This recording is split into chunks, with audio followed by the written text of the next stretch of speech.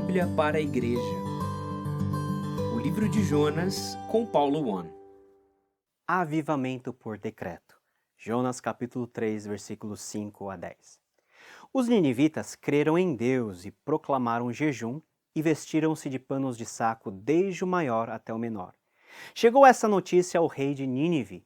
Ele levantou-se do seu trono, tirou de si as vestes reais e cobriu-se de pano de saco e assentou-se sobre cinza. E fez-se proclamar e divulgar em Nínive, por mandato do rei e seus grandes, nem homens, nem animais, nem bois, nem ovelhas, provem coisa alguma, nem os levem ao pasto, nem bebam água, mas sejam cobertos de pano de saco, tanto os homens quanto os animais, e clamarão fortemente a Deus, e se converterão cada um do seu mau caminho e da violência que há nas suas mãos. Quem sabe se voltará a Deus e se arrependerá, e se apartará do furor da sua ira, de sorte que não pereçamos? Viu Deus o que fizeram, como se converteram do seu mau caminho, e Deus se arrependeu do mal que tinha dito lhes faria e não o fez. Seja sincero agora, você já teve a experiência de duvidar da conversão de alguém? Aquela pessoa que você menos imaginava na igreja, um dia simplesmente se rende a Jesus e muda a sua vida em 180 graus. Confesso que alguns amigos muito queridos, que eram umas verdadeiras pragas e ímpios completos, sofreram um processo de conversão radical tão grande que eu tive muita dificuldade de crer que eles estavam de fato convertidos. Você já imaginou com que olhos de desconfiança a igreja de Jerusalém olhou para Paulo, que há poucos dias era o maior perseguidor e que agora havia sido transformado em um discípulo fiel de Cristo? Pois é, nós sabemos que Deus é poderoso para mudar água em vinho, mas o nosso coração, com pouca fé, custa a crer quando isso acontece diante dos nossos olhos. Um dia, uma mensagem. Ainda 40 dias e Nínive será subvertida. Um profeta querendo terminar toda a sua missão às pressas e um povo que recebe a bomba do ultimato divino. De fato, a mensagem de Jonas foi mais terrível do que qualquer declaração de guerra ou qualquer outro anúncio de desgraça. Em 40 dias, eles não existiriam mais. Eles seriam a próxima Sodoma e Gomorra. Por um lado, o profeta esperando que isso realmente ocorresse. De outro, a próxima ironia, o povo mais cruel e pecador. Todos eles se arrependeram com aquela mensagem de Jonas. Diz o texto que os ninivitas creram em Deus. A palavra crer tem o sentido de confiar. Eles confiaram na verdade daquela mensagem e no poder de um Deus estrangeiro que poderia fazer isso. Embora eles mesmos tivessem seus deuses, que por sinal eram tidos como vencedores, todos deram ouvidos à mensagem do Deus de Israel proferida por meio da boca de Jonas, uma mensagem de arrependimento, uma mensagem de juízo. E isso poderia ser facilmente classificado como o maior avivamento do Antigo Testamento. Nesse ponto, ao vermos para a vida de Jonas, podemos aprender que Deus não depende da intensidade da ação dos seus servos muitas vezes. A palavra de Deus é suficiente e eficaz e certamente faz a sua vontade e não a do profeta. As notícias quentes chegaram ao Palácio Real.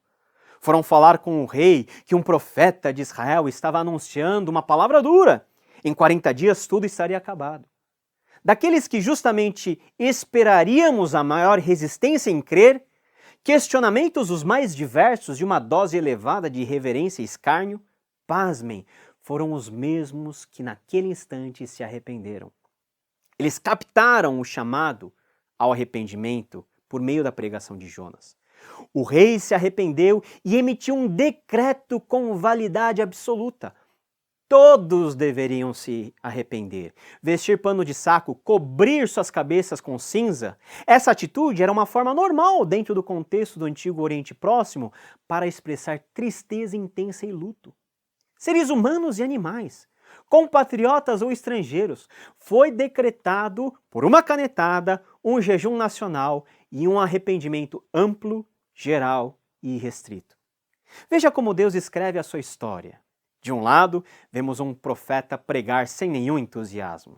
E quando isso acontece, não esperamos que a mensagem tenha um efeito. Do outro, vemos um povo que chega ao limite da sua maldade, mas que por causa dessa mensagem decreta uma lei de arrependimento geral. Ora, o que funciona à base de canetada? Pouca coisa, mas com os ninivitas funcionou. Foi por causa de um decreto? Não, foi por causa da graça de Deus, aquela graça incompreensível, porém irresistível, que derreteu o coração empedernido de todo aquele povo para que eles pudessem se arrepender.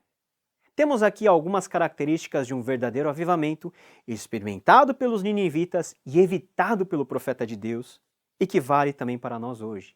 Em primeiro lugar, o verdadeiro avivamento está ancorado na proclamação da palavra de Deus. Tá certo que Jonas pregou de um jeito não tão adequado, mas ainda assim, Deus mesmo confirmou a sua palavra no coração daqueles ninivitas. Não há avivamento onde não está presente a proclamação da palavra de Deus. Em segundo lugar, vemos o mover decorrente, o arrependimento. Grandes e pequenos, animais racionais e irracionais, todos expressaram seu arrependimento. E por fim, conversão. O rei urge e exorta o povo a que se convertessem, cada um do seu mau caminho e da violência que havia em suas mãos. Mudança de vida, de atitude, de coração. São três coisas que acontecem simultaneamente por meio do gatilho da fé, acionado pelo Espírito Santo. O que estava no coração dos ninivitas ao se voltarem a Deus daquela forma tão intensa? O texto diz: quem sabe se voltará a Deus e se arrependerá e se apartará do furor de sua ira, de sorte que não pereçamos? Quando o texto nos diz que a expectativa dos ninivitas era que Deus se arrependesse, precisamos entender muito bem o que isso significa. O arrependimento aqui não é Deus voltar na sua decisão porque ele estava errado, ou Deus ter que se excusar por algum erro no percurso da execução da sua vontade. O Antigo Testamento usa algumas vezes essa expressão com uma forma humana e aproximada de indicar que, embora o juízo estivesse posto na mesa, Deus reconheceu o arrependimento dos ninivitas e os perdoou. É o que nós chamamos de uso antropomórfico da expressão arrepender-se aplicado a Deus. Em suma, Deus cumpriu a sua vontade de salvar aquele povo da destruição. Logo, podemos ver que a razão para o envio de Jonas não foi para simplesmente dar um aviso prévio de destruição, mas sim despertar ao arrependimento esse povo tão cruel que eram os ninivitas. Jonas mesmo declarou no final da sua oração: a salvação pertence ao Senhor. Para Jonas, talvez, essa frase valesse para ele e para apenas o seu povo. Mas quando aplicada aos ninivitas, Jonas simplesmente fez vista grossa. Embora Jonas quisesse ver o circo pegar fogo e Nínive sendo varrida da face da terra por meios dos mais espetaculares possíveis, Deus estendeu a sua mão de misericórdia por meio da fé, arrependimento e conversão. Meus amados irmãos, Deus dá sempre atenção a um coração arrependido. Salmo 51:17 declara: os sacrifícios que agradam a Deus são o espírito quebrantado, um coração quebrantado e contrito. Ó Deus, não desprezarás. Mesmo sendo os ninivitas pecadores da pior estirpe, Deus os alcançou com a sua misericórdia, porquanto eles se arrependeram com a pregação de Jonas. E por isso, não há pecador, também hoje, que Deus não possa, com prazer e alegria, salvar. É sensacional como o texto nos narra isso. Viu Deus o que fizeram, como se converteram do seu mau caminho, e Deus se arrependeu do mal que tinha dito lhes faria e não fez. Nós não podemos ver Deus, mas Deus a todos vê, com especial atenção àqueles que se rendem e se entregam a Ele. Naquele momento, pelo menos, os ninivitas deixaram de fazer todo o mal que havia despertado a ira de Deus. Claro, a história vai dizer que a conversão dos ninivitas durou pouco tempo, mas naquele momento eles puderam experimentar gotas da graça de Deus.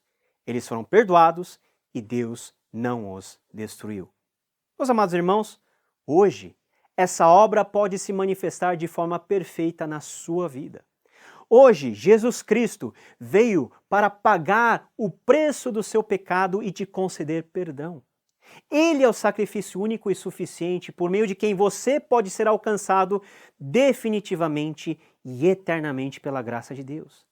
Antes, na antiga aliança, as pessoas não tinham a habitação perene do Espírito Santo, mas hoje o Espírito Santo nos foi derramado. E se você crer, se arrepender, converter dos seus maus caminhos e se entregar ao Senhor Jesus, esse Espírito Santo será um selo estampado em sua vida, um selo para a vida eterna, um selo irrevogável.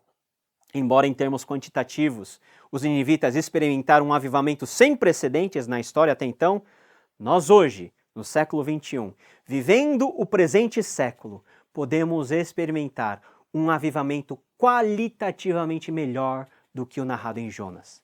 Abra o seu coração e, como os ninivitas, olhe para cima, clame pelo Deus de Israel, o Deus da Bíblia, Pai de nosso Senhor Jesus Cristo. Mas, contudo, entretanto, porém, uma pessoa nessa história ficou extremamente contrariada. Jonas. Sim, o profeta de Deus ficou desanimado pela salvação que Deus concedera aos ninivitas. Por quê? Cenas dos próximos capítulos. Que Deus te abençoe e até o próximo. Tchau, tchau.